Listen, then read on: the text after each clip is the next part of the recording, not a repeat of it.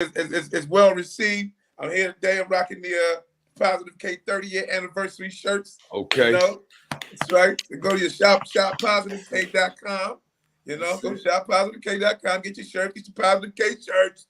Get everything you need to have. What your man got to do with me shirts to make it happen. Shirts. I get it done. Shirts. Get your shirts, baby.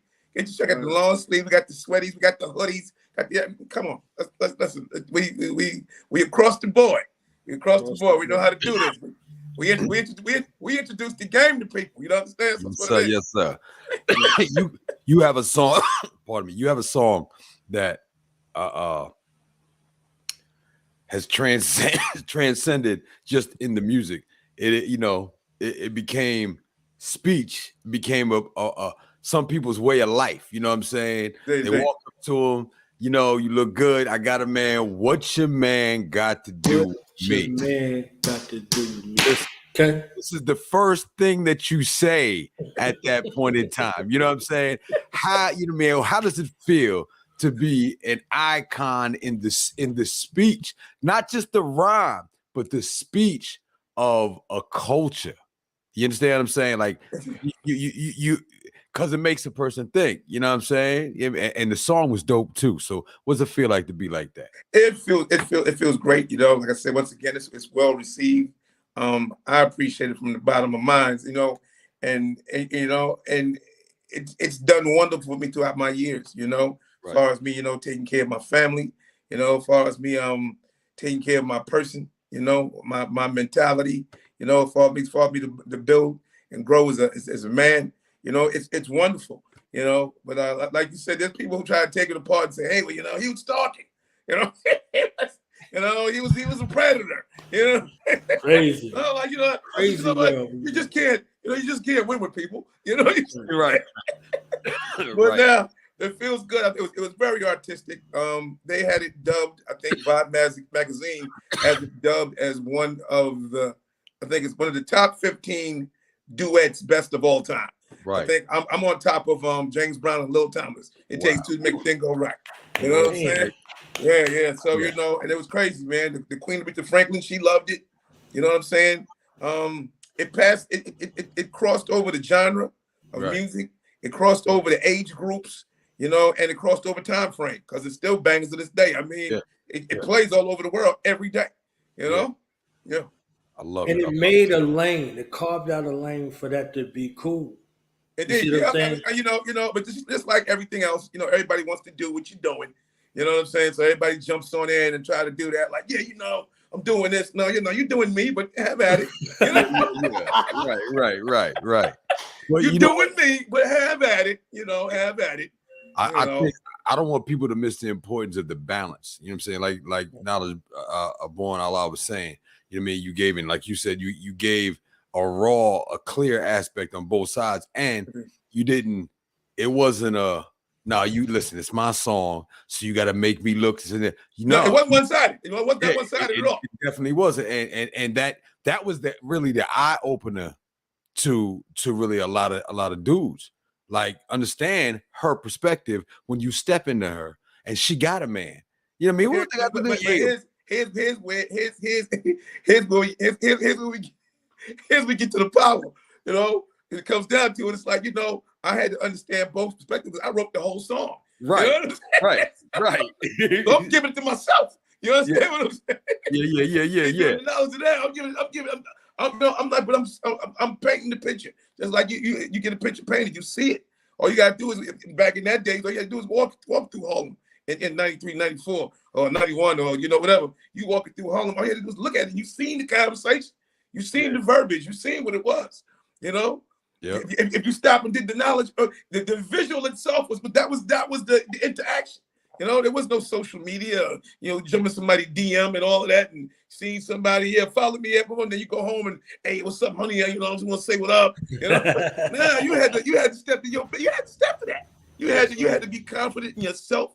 You had to approach a person and say, well, how you doing? What's going on? You know, and it was, you know, it's a wisdom's job not to make it easy for you. Right. You know, especially at that time, because that was the understanding. It was like, oh, you just don't talk to anybody on the street, you know. Right.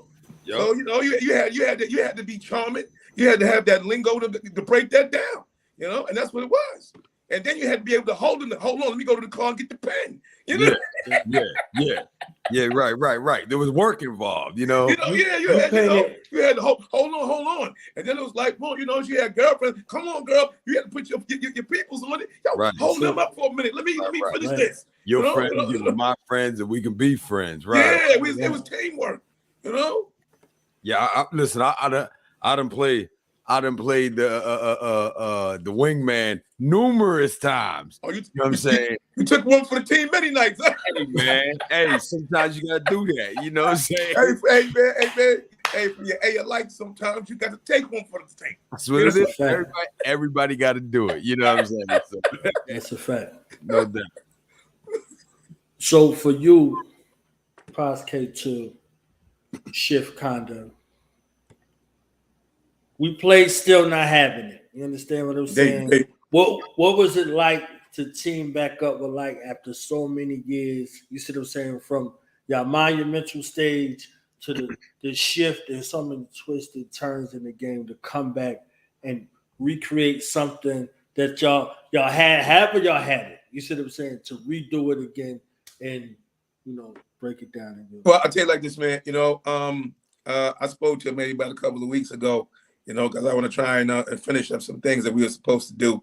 But I'll tell you this, man, you know, one thing I know is for fact, you know, I know in my heart, I'm a talented individual. I know that she's a talented individual. But I do notice that together we got a chemistry that you can't buy it, you can't put it in the bottle, you can't learn it, you can do anything you want to do to it. We have chemistry that when we get together, man, that's just what it's gonna be. You know what I'm saying? It was, you know, some things are just meant to be, and what's for you is for you. And when Lyte and myself get together, it's magic. Right. Now, I mean, it's no illusion. It's actual facts, but I'm just saying this is something special happens. So I got a 2-part joint for you. Behind the scenes, cats will know you was on the road with Kane forever. You see what I'm saying? So that's the first part. What was it like being on the road with Kane forever? You see what I'm saying? And then we on Nas Born Day today. You know what I'm saying? That with that reemergence where you pull out the Paz K on us, or you know, where are they now? You understand what I'm saying? You know, what's the backstory for that? You know what I mean? You can share a little memory with Kane. I tell everybody, man, listen, every interview will always be the same. Wasn't for Big Daddy Kane, I probably wouldn't be sitting here, you know, talking with you good brothers right now. You know, Kane was the person when First Priority Music wasn't treating me fairly.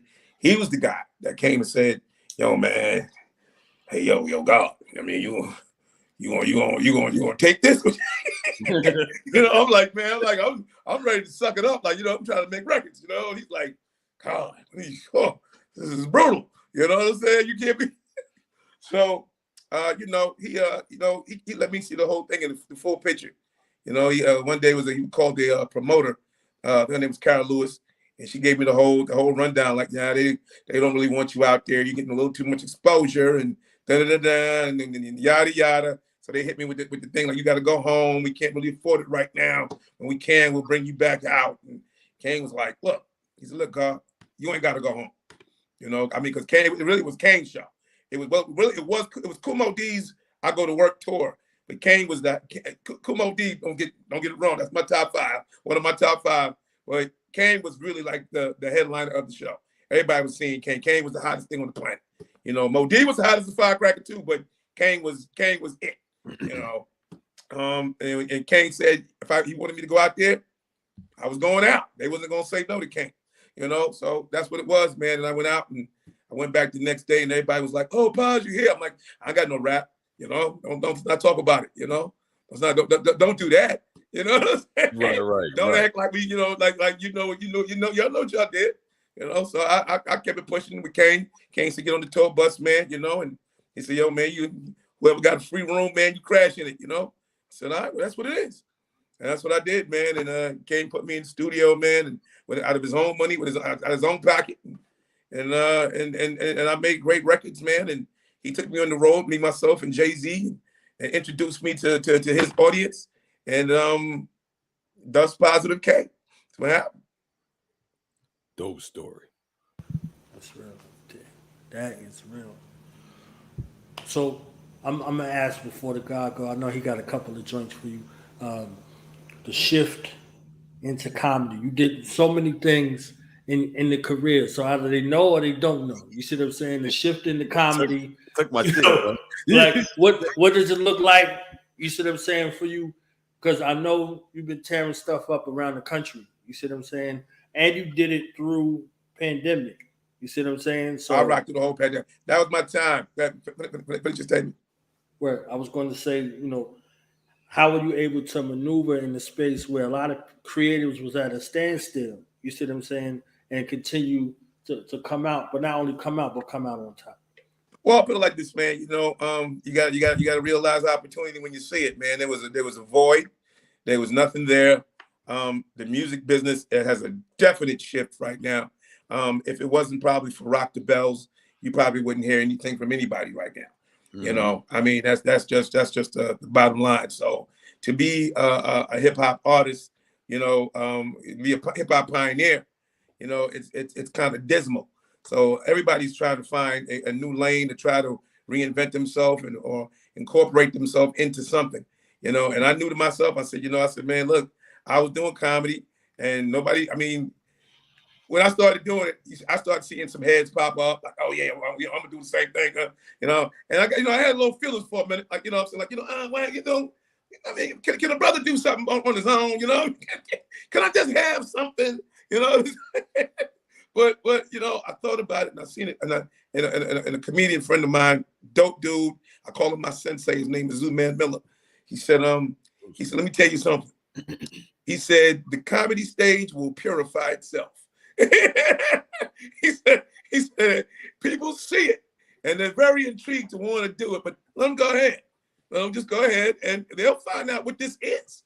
This is not a game. This is not a joke. And it's not really a lucrative thing unless you have you one of the top tier comedians. Right. I mean, don't get me wrong. It's very rewarding to me. But I'm not chasing it for finances. I've done very well in my career, and I'm pretty happy where I'm at. I mean, I always want to better myself, but I'm not chasing the comedic thing for cash. And anybody who knows about that's what it is. So people see it like, okay, yeah, he get money over there. It's like, okay, come on over. You know what I'm saying? Right. I can get on stage and do a 15-minute show and get 10K. You got to go on stage and do an hour and a half if you're a headliner, and they might give you about $400 or $500. So don't get it twisted. Unless you're playing them arenas and you're the Cat Williams or your Mike Epps, or Tiffany Haddish is one of them people, man. You're not getting that cash is not coming in, So but there's 1,010,000. There's more comedians there that want to be rappers out here. You know what I'm saying? Matter of fact, you got comedians that want to be rappers. Or you got wannabe comedians who want to be rappers. Right. So it's flush, man, to the window of the wall out here in the comedy world.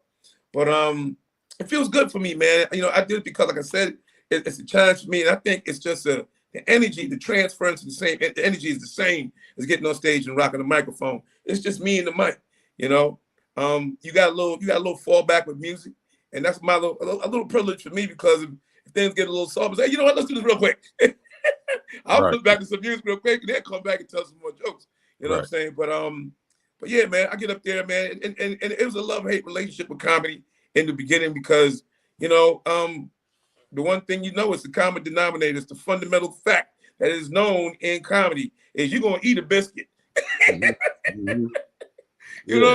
And coming from rap, coming from the hip hop world. Yeah. We got, we strong on who we are. We are I don't know. I don't do whack. No, I don't do whack sauce. We don't do that. I don't do that. But you know what? You can't fight that. You can't stop that. Sometimes it's a bad room. Sometimes it's just not a good crowd.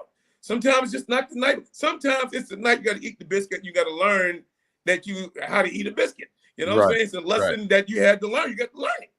You know what I'm saying? There's no comedian out there who's worth being a comedian who did not eat a biscuit. You know what Right. I'm saying? And you got to eat a biscuit. That's how you handle your biscuit and what you do. You know, so I eat a biscuit. My first biscuit, I stopped. I was like, Maggie, man, come on, man, ain't gonna be anybody gonna be clowning me, man. I can't be doing, man. I ain't eat no biscuit. I ain't get heckled or booed or nothing. I didn't perform up to my level. Right. It was so funny how I ate my first biscuit. I went out with my man, talented comedian, and he had me come out, and I won. I won in the first like 5 minutes, which all he wanted me to do was like about five minutes. And I went longer because I was getting the laughs. So they was waving the red light at me, and I'm like, I thought that was like, yo, you doing good, like they was licking shots for the kid or something. Well, that means get off stage. I didn't know. I didn't know. Like, what? I was like, what are you, a sniper? What are you doing? What are you doing? The people was laughing, but I'm like, they're like, yo, money, they telling you to get off the joint. And I'm like, man, Tommy, and I'll tell you, I was on with Tommy Davidson, Lou Nell, I think Joe Claire. I'm on stage with Monsters, right? So right. Tommy's like, hey man, why are you on stage so long, man? I'm the headliner, me, but you was doing good. You supposed to get it right for me. Why don't you just get it right for me? Tell me what you sit your little. I got it now. Okay, it's cool. He's like, yeah, man. You're supposed to set it up for me. That's all the while, just set it up. But that's what Tommy Davis told me, man. It was funny. Big time, my man, talented comedian. He gave me my first gig in comedy, my first joint. So. Go ahead, son. Pardon. No, it's all good. So are you doing more tours in comedy, or are you doing more tours music-wise now? I'll tell you this, since I started doing the comedy thing, the music tours really kicked up a lot. Matter of fact, even I did a show in Pittsburgh. Matter of fact, but it was the first time I did comedy at a rap show. It was Slick Rick, myself, Big Daddy Kane, Jazzy Jeff, Slick Rick, Big Daddy Kane, Jazzy Jeff, and Rakim on the show. And after my set, man, I just went into it. I wasn't going to do it because it's kind of hard to get a rap crowd to get into a laughter mode. You know what I'm saying? When you got that kind of energy going on, but I just kind of like slid right into it. And they really wanted me to do comedy at the show, period. Instead of the set. So, but I wound up doing both, and it was great. It was really great, man. It was a good show. It was good. It was good response. Shout out to Pittsburgh. They gave me lots of love. John Moskowitz over there at Universal Attractions. Thanks for having me up. It was dope, man. I mean, and they laughed, man. And that's when I knew. I said, yo, this is what I want it to be. Right. I just don't want to be in a comedy club because you know what? It's hard. If you're doing comedy in the space, sometimes people don't come. I didn't come to laugh. I came to listen to some music, you know. And then you go to the comedy joint and you try to do a little bit of music. Man, I didn't come to dance. I came to laugh. You know what I'm saying? So if I can find a little medium where I can do that kind of thing, man, it's dope. Maybe I shouldn't tell what I want to do because, like I say, once I do something, everybody. Now here comes the crowd. Everybody's running down the okay. Hey man, you just got to trademark it. I mean, trademark it now. Look, it's already on the print. Let me tell you something. Like my homies, Zuman Miller told me, DC Curry told me. He said, "Man, that stage don't love nobody."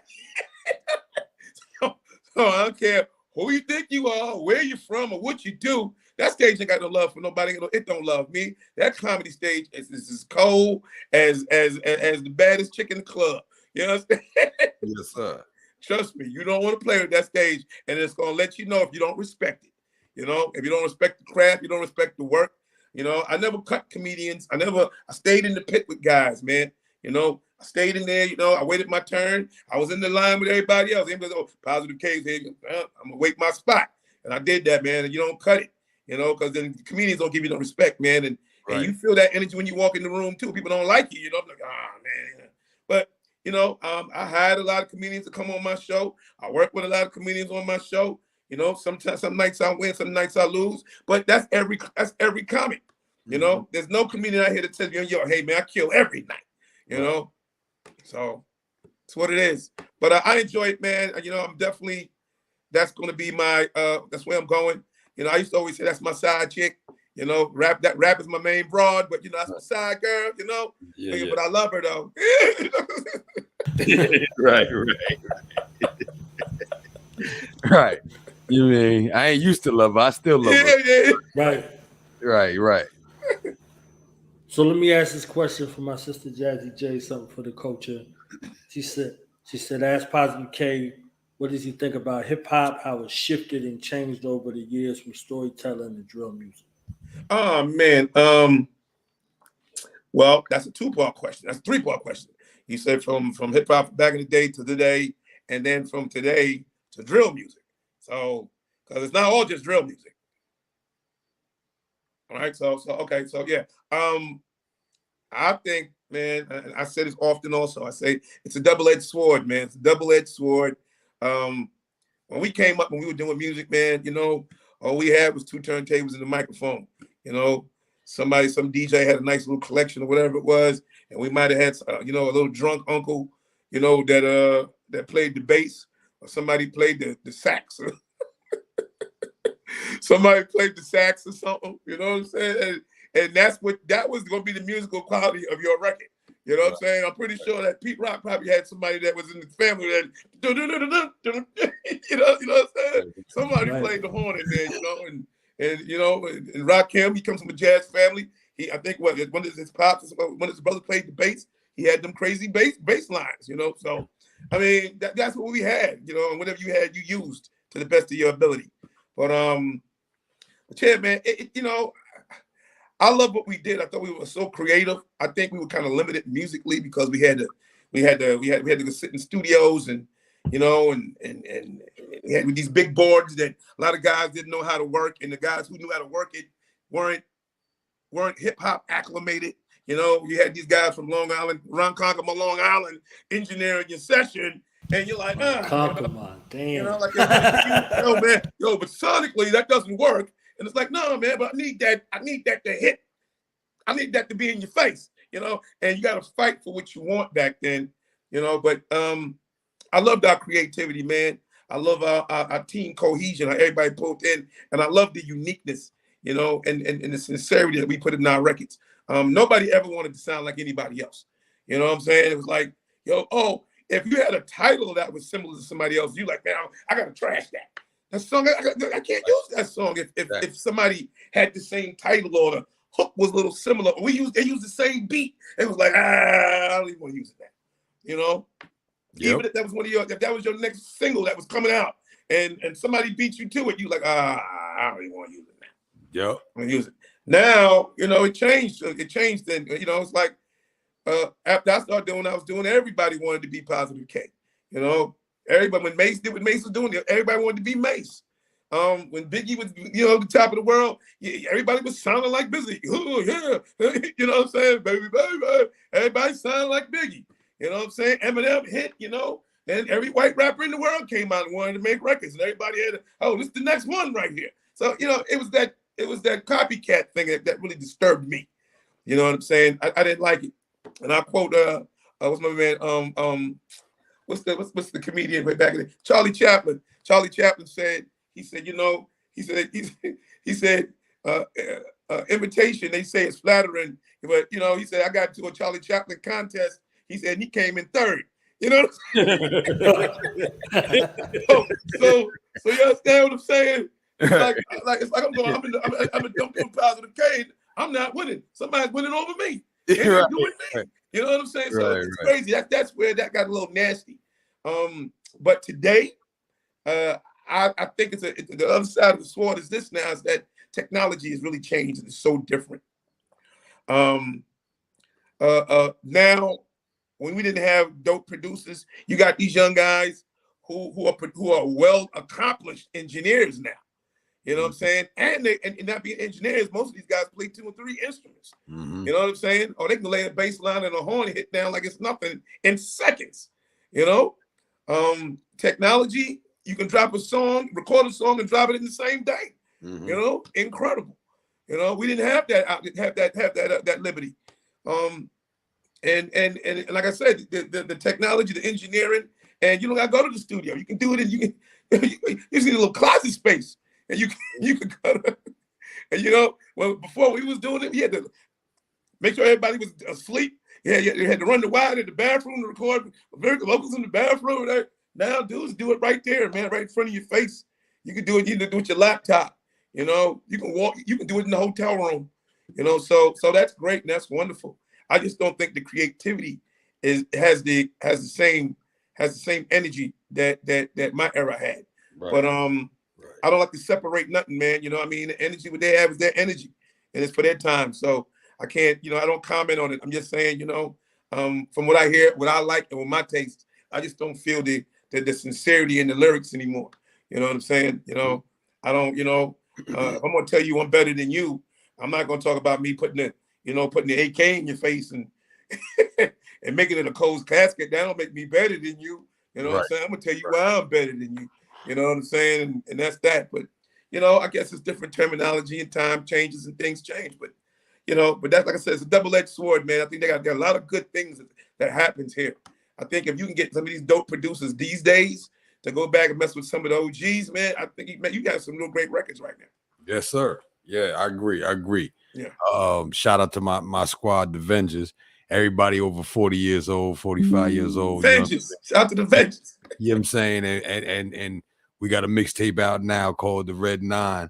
Right. But the whole aspect of it is, you know what I mean, taking tracks that people are familiar with, but giving it a brand new song, brand new flavor, and doing it at this age. To remind you, like, if you can still speak, you can rhyme, bro. What is you doing? What you mean you got to stop doing what? I don't understand none of that. I don't get it either. You know, I don't get it either. I mean, I just recently dropped 2 songs. Well, they're in stores right now, but I just started pushing them yet. That starts in about 2 weeks. But a song called "Get It Done," another song called "Nobody." What I'm doing, I'm emulating the old school 12 single. Remember the singles back in the days? Yeah. Yes. And then you had versions of the songs and whatnot. Yep. So yeah, I'm emulating the old school single, man. So you know, everybody want to do an EP. You know, I just think that right now people don't want to listen to more than 2 songs right now. You know, and people are dropping 30 cuts, 50 songs. You know, double albums, and there's only really 2 songs that stand out to people. You know, and people's attention span. People are gonna sit there and listen to 50 records, 30 records. I don't have time in the day for that. I don't think nobody else does. You know. And I got to drive an hour. You know what I'm saying? If you go, you know, you driving from coast to coast, you know, I can understand that, you know, popping in and you riding, but again, it's the thoroughness of a long form presentation.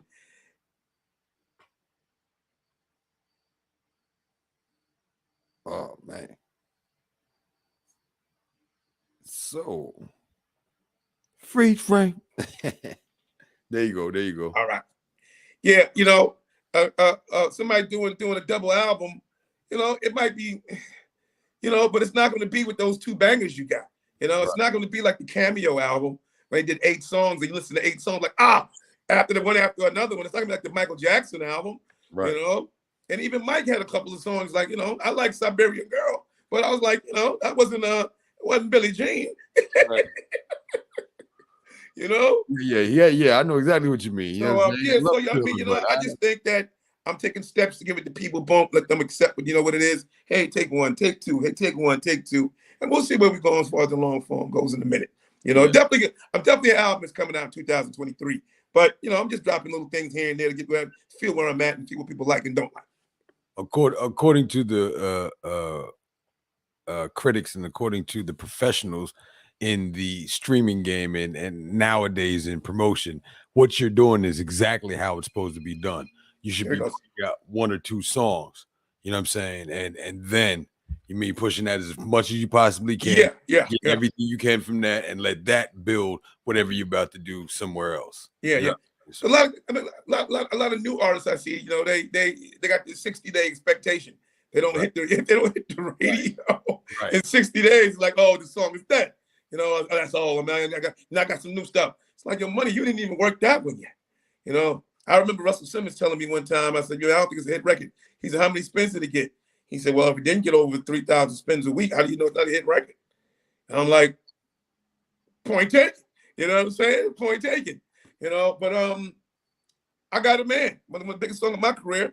That song's died 2 times and rose on the 3rd year. You know what I'm saying? It didn't become a hit automatically. Right. You know, and the song kept being worked. It died at black radio. It died at street on the urban scene. You know, it died at college radio. Then it got service to the pop stations. It took off, and then it got reserviced all over again, like it was a brand new record. And everybody was like, well, where was this at? You know? So, you know, these things happen. You can't give up on a project. You know, it's because somebody got you on a time frame. You know, as long as you're ready to work that record and perform the record, which artists don't do these days. Another thing too, they don't get on stage and work the record unless it has a video, unless it's played in rotation. You know, I can't wait to get on the stage and be like, hey, I got this new joint that's dropped. I want to give y'all the verse right now. Check it out. Fine. You know, Gladys Knight does that to this day. Charlie Wilson does it to this day. You know, I mean, you know, seasoned artists know that you use that opportunity when you're in front of an audience to give them something new all the time. Exactly. That's real. I know you only got a little bit of time left, so if you got a final thought for the family, you know, shout outs, acknowledgments. Are you still blessing people with features? You know, whatever you got going on, you know, with your fam, you know, with the comedy scene, with everything.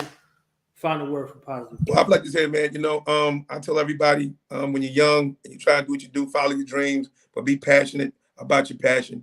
Always be passionate about your passion. Everybody say they want it, but they ain't passionate about getting it. You know what I'm saying? So be passionate about your passion and get your education. You ain't gonna never, listen, ain't nothing corny about going to school. Ain't nothing corny about working and paying your bills. And then if you gotta go to the studio after all that and you're tired, then go to the studio tired. If you're gonna do it and you're exhausted, then you do it exhausted because that's what you want to do. Don't quit school. Don't quit your job and say, oh, I'm gonna do this all day long. No, work your job, go to school, and if you're gonna follow your dream and you're tired, then follow your dream tired. But I guarantee you, it'll be more worthwhile to you in the long run when things do come together. You know, follow me, +_K_, Instagram and Twitter. Official Positive K on Facebook, Positive K Brandon on Facebook. You know, just check me, man. Follow me, I follow you back. And I end every video, every interview, I say this, fellas, if you friend request me, please have your shirt on. Don't be friend requesting me with your shirt off. All right, we ain't gonna do it. We ain't gonna do the shirt off thing. You know, You know, not only will I will block you forever. You know what I'm saying? When you put your shirt on, you say, man, now you can't even come back. So, I know you're in shape. You've been working out. You've been doing your curls. You understand? You might be a part-time stripper. I don't know what you're doing, but don't friend request me with your shirt on. He said he's still not having it. You know what I'm saying? He's still not having it. That's right. In a couple of weeks for the new song, I get it done and nobody. I get it done. I spit it, son. I take it back to the days. I hit it, run. There you go. Yes, sir. Yes, sir. Much respect to you, brother. Thank you for your work. You know what I'm saying? We give out machetes. I'm giving you machete, man. Flowers for the dead, machete for the living. You get a machete for the living legend that you are, and for the icon in the word game, in the culture. Thank you very much, my brother. Thank you. Well, this is Positive K on Do the Knowledge. And remember this, legends of an era always stick together. Ow! And I'm out. Word.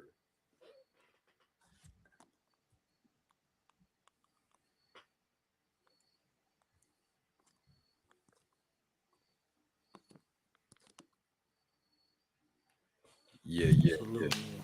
Salute. So we got a treat. I do got the joint. We're gonna play this joint on the way out. You understand what I'm saying? And for YouTube, we got his permission. Okay. So shout out to Angela. Angela hooked us up. You understand what I'm saying? They be bugging. I be like, y'all just seen him. Just seen him. Just seen him. All right, so we out, man. You understand? We're gonna end off with this joint, man. Say something to the people, son. Hey, man, we be right black. You know what I'm saying? Literally. 9 o'clock, 9-ish. Look, we here. So tune in. 9, we here. Dr. Inky is coming through. And it's gonna be a blessing. Hey, man, we got something nobody else got on the show. You know what I'm saying? The Hard Correspondent Podcast, myself, Son the Great GR8, the God Correspondent, and Knowledge Born Allah. Yeah, and brother Dr. Inky coming through. Get ready.